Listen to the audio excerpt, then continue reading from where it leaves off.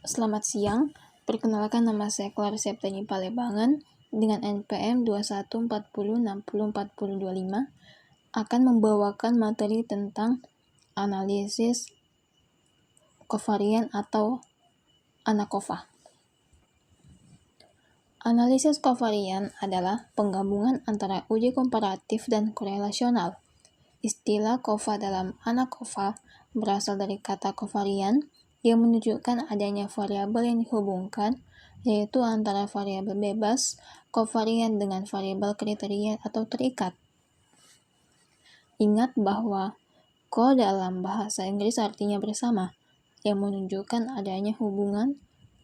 Kita membandingkan variabel tergantung atau kriteria Y ditinjau dari variabel bebas treatment berskala kategorik A, sekaligus menghubungkan variabel tergantung Y dengan variabel bebas kovarian yang berskala numerik atau X.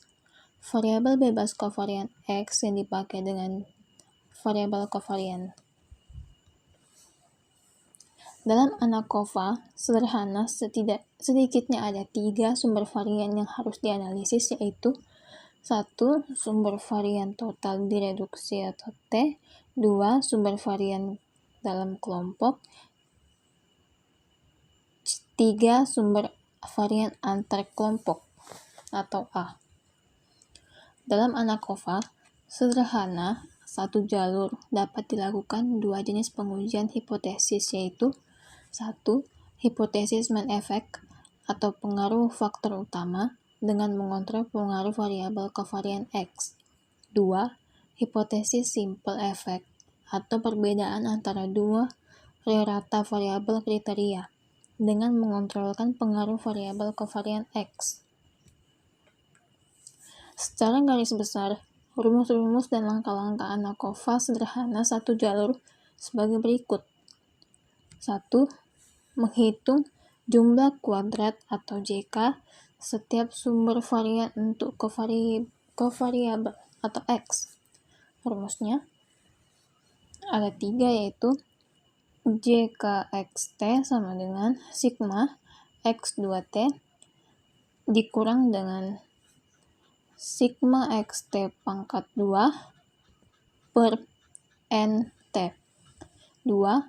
JKXA sama dengan dimana sigma I sama dengan 1 sampai N,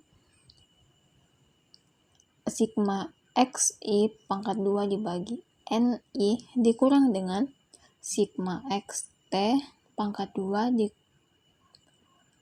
per NT.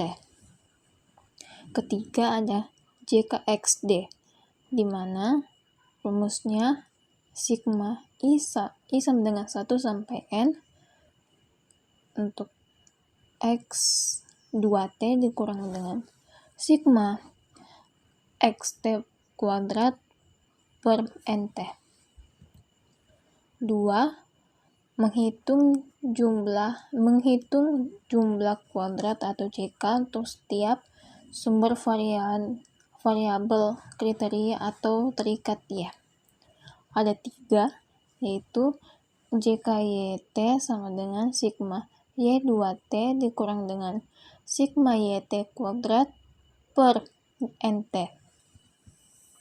Kedua ada JKYA sama dengan sigma di mana I sama dengan 1 sampai N, sigma YI kuadrat per NI dikurang dengan sigma YT kuadrat per NT. Ketiga ada JKYD sama dengan sigma I sama dengan 1 sampai N untuk Y2T dikurang dengan sigma YT kuadrat per NT. Ketiga ada menghitung JP antara X dan Y untuk setiap sumber varian. Rumusnya juga ada 3, yaitu JKXYT sama dengan sigma XT YT dikurang dengan sigma XT dikali sigma YT dibagi dengan NT. 2. Ada JKXYA sama dengan sigma I sama dengan 1 sampai N, sigma XI dikali dengan sigma XYI per NI dikurang dengan sigma XI kali XY dikali YI per NI. 3 ada jika XYD sama dengan sigma I sama dengan 1 sampai N untuk sigma XIYI dikurang dengan sigma XI dikali sigma YI per NI.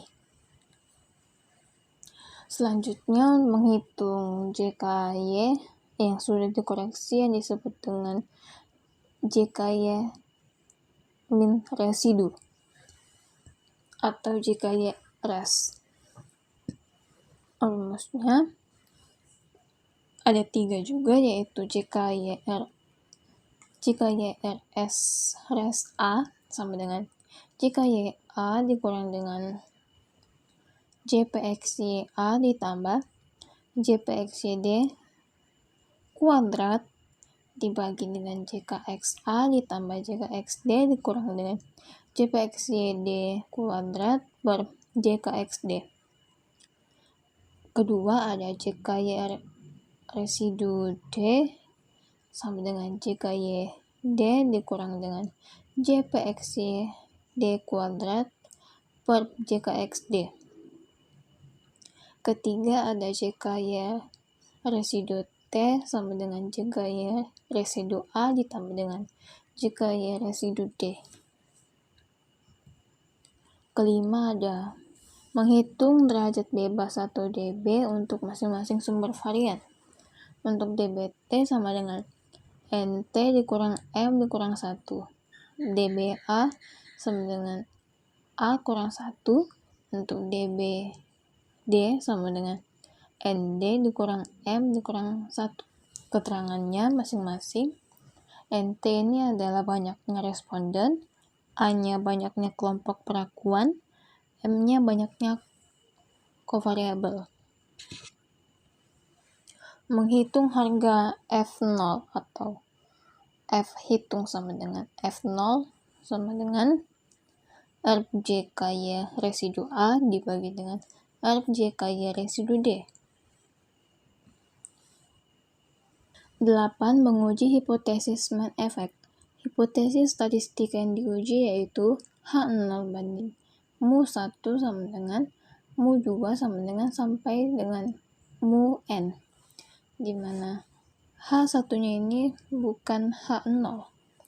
Pengujian dilakukan dengan cara membandingkan F0 dengan Ft dengan kriteria jika F0 lebih besar dari Ft, maka H0-nya ditolak. Dan jika F0 lebih kecil dari Ft, maka H0-nya diterima. Sekian dari presentasi saya. Selamat siang.